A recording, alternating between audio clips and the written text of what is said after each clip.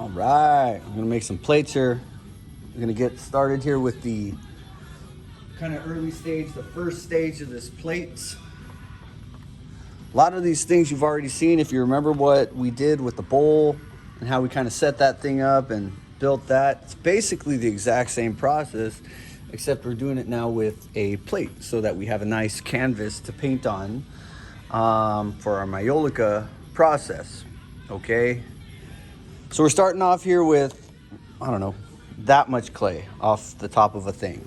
And to give you some reference point, so you know how much it is, we are looking at 2 pounds, 13 ounces or so, 2 pounds, 14 ounces. And I promise you, we're not gonna be using all of this clay. A lot of the extra stuff is gonna get put back in the bag, basically right away.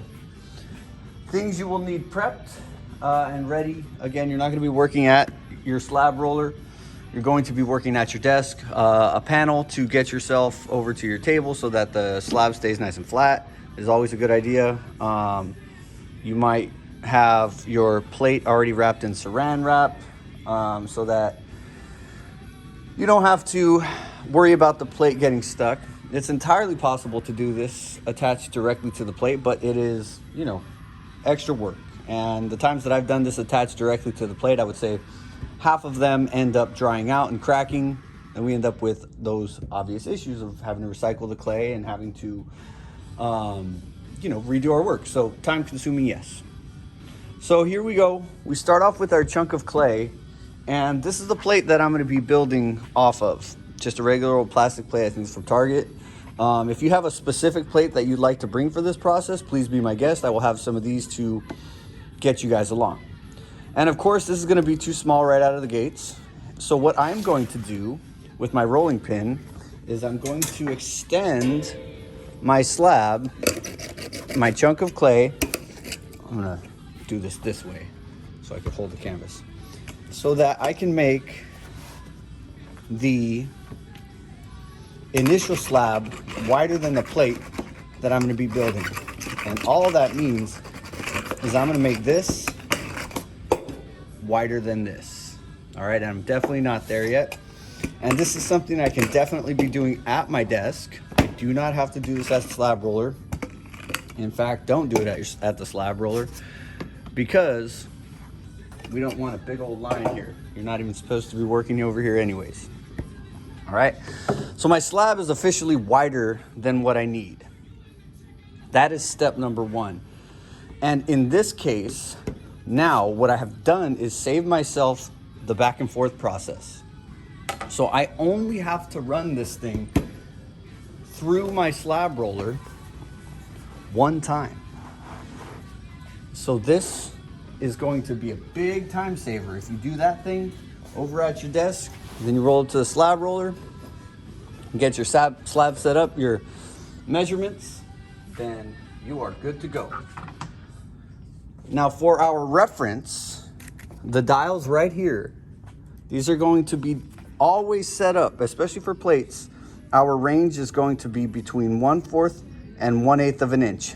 I'm gonna split that for this one directly in half, and I'm gonna go at 3/16 of an inch on the dial. And again, that's what's going on right here and right there, okay? Nothing fabulous. This is gonna be pretty thin. This is gonna be relatively thick for a plate. But hey, again, thicker is safer, thinner is a little bit more delicate, maybe a little bit finer, higher quality maybe, all right? So again, my slab is already pre-rolled. It's flattened out. And my slab roller is already set up because I just did one at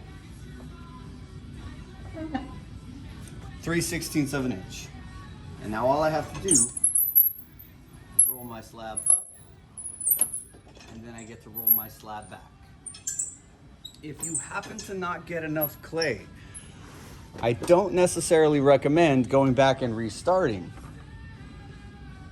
I have plenty of clay for this to work, for this process to work. If you need to go one more time, I would say on the slab roller, you're gonna wanna turn your dial about a half turn on each side, and that's gonna get you plenty of space to work. It's gonna be plenty of flat material to be working with, and then you're gonna be good and golden. All right, so I'm gonna stay right here so that I don't have to fumble with moving things around too much. And I'm gonna readjust my camera so that I have the right angle.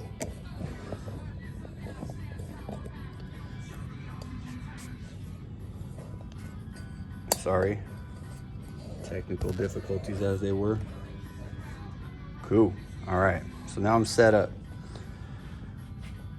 Now I am always going to encourage you people to compress the heck out of your clay. That compression is great for it, cleans it up, saves you work later. Also makes your project nice and pretty. Do both sides. Always a requirement. Now we are gonna end up with some cracks. If we skip this part, we are going to get cracks with this clay. It's amazing clay. Looks really good after glaze firings with all the glazes that we have. But if we don't compress the heck out of it, then we get breaks. That is a no dice situation. So I'm gonna continue until I'm ready to go. I'm probably gonna fast forward some of this too. I'm gonna set this off to the side. Show you what this next little step is.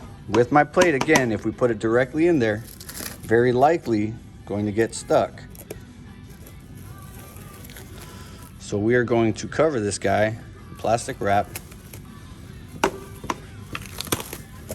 Whoops. All right, cool. Now you guessed it. All we have to do now at this point is get this guy inside of there. And I'm gonna drape that just on the inside. I'm gonna grab my little turntable right here because we like working with these, especially when we're working with round stuff. And I'm going to allow that clay to settle inside of that plate. Guess what? Easy stuff. Now I just take my needle tool, my X-Acto knife, whatever cutting tool you happen to have with you, and get rid of the extra stuff. And that can go right back in your bag. We'll use that later for a foot, which we'll talk about in the next video. All right, so this is basically done, but we're not done quite yet. This thing looks pretty good. It's in there. Definitely not all the way in. Damp sponge. There's definitely not a bunch of squeezed water in there. Like, I can't squeeze it out. And the sponge is gonna help me do this, just like we did with the bowls, without creating too many finger marks, too many dimples in the clay. So nice even compression is going to force that clay into the corner of this plate and give me a nice clean line. And you can hit that too real quick. And I believe this guy right here is going to be ideal, absolutely ideal for this project, to the point where use this one because that's the best way to go. It's gonna take these curves and it's almost the exact same profile in there. Let's see if I get this a little closer. Exact same profile right here as it is on that one. If you have a different plate, it's gonna be slightly different, but it's not gonna change much about what you're doing right here. This compression is big money. Hugely important, really simple. And then all we do is compress, smooth, clean until we're happy with it. Whoops. It helps to go different directions, helps to go in to out, out to in, diagonal, sideways. Line all those little particles of clay so that you get a nice, flat, unwarped plate. And I'm gonna do a couple of final passes here, and then I'm gonna call it quits. A good artist knows when to stop also. Separate that right there. All right, now my rim on this thing isn't perfect. I can clean that up later. I can also spend a minute with it right now so that I don't have to do as much work in the future. So I'm just gently turning this guy, rounding up those edges. And because it's so thick, I'm even going to compress it up and in a little bit. And I'm gonna give myself a little bit of a higher profile on my plate. Just basically making it thinner at the rim. It's giving me about a 1/16 of an inch of height, I suppose. It's gonna give me kind of more of a hand-built vibe as well. Soften up my finger marks so that they don't exist. I'm gonna go back for my final smoothing out. And this plate by itself is about 90% done for being built. If you want to build a plate or a set of plates and you want to use this one as your model, then please do. That's a great side project for the end of the year here. If you just want to focus on the one plate that you have to build for the Majolica assignment, then you are well on your way. In the next video, we're going to talk about what the next steps are. At this point, this clay is really, really soft, like super duper soft.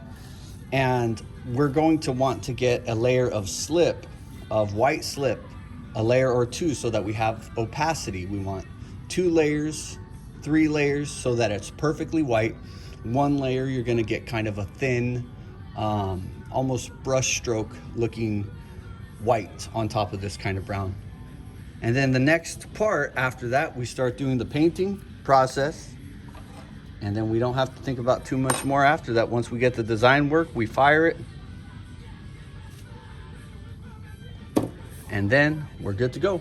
So there's all your stuff. That's all you need to make a plate. Cool, man. See you in the next video.